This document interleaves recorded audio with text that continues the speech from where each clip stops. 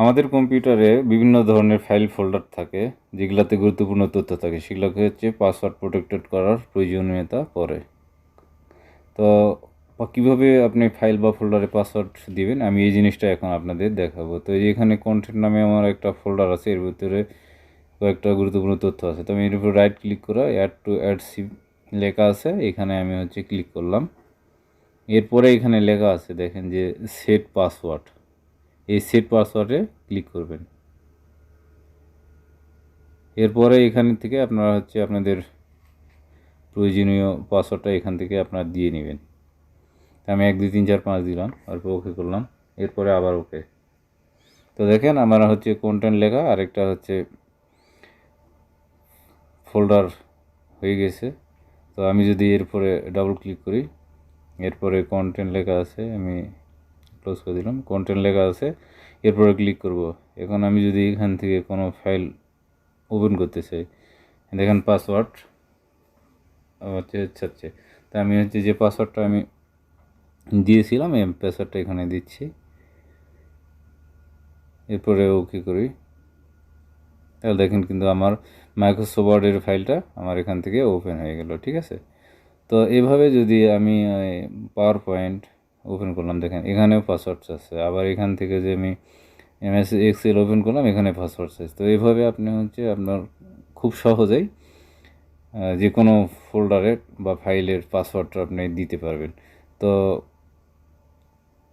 এখান থেকে যদি আমি এটা এক্সট্রাক্ট করতে যাই, দেখেন এক্সট্রা হিয়ার বা এক্সট্রা ফাইল যেটাই দেন না কেন, আর এখান থেকে কিন্তু পাসওয়ার্ড চাবে, দেখেন ওকে দিলাম, দিয়েছেন, এখান থেকে পাসওয়ার্ড আপনি কিন্তু চাইলে এখানে হচ্ছে পাসওয়ার্ড ছাড়া এক্সট্রা করতে পারবেন না।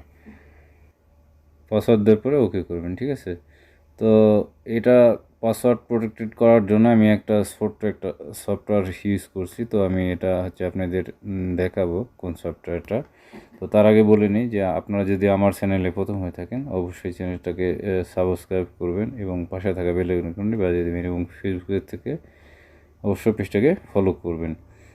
তো এই যে সফটওয়্যারটা দিছি, এটা ছোট্ট একটা সফটওয়্যার, হচ্ছে সফটওয়্যার নাম হচ্ছে উইনরার। আপনারা হচ্ছে আপনাদের ক্রোম ব্রাউজার ওপেন করার পরে আপনারা এই সফটওয়্যারটা ডাউনলোড করে নেবেন। এখানে উইনরার লিখবেন,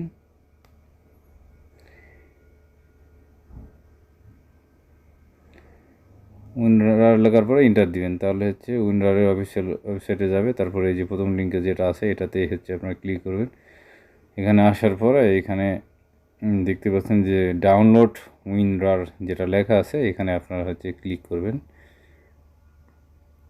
এরপরে নিচে আসবেন, নিচে আসার পরে যে ডাউনলোড উইনরার, এখানে আবার ক্লিক করবেন, তাহলে হচ্ছে আপনাদের সফটওয়্যারটা ডাউনলোড শুরু হবে। দেখেন আমার হচ্ছে সফটওয়্যারটা ডাউনলোড হচ্ছে, ছোট্ট একটা সফটওয়্যার ডাউনলোড হয়ে গেছে। তো আমি এটা এখান থেকে ওপেন করব, ইনস্টল, এরপরে হচ্ছে ওকে। আমার সফটওয়্যারটা ডান, দেখেন সফটওয়্যারটা কিন্তু ইনস্টল হয়ে গেছে। তো ভিডিওটি দেখার জন্য ধন্যবাদ আপনাদের।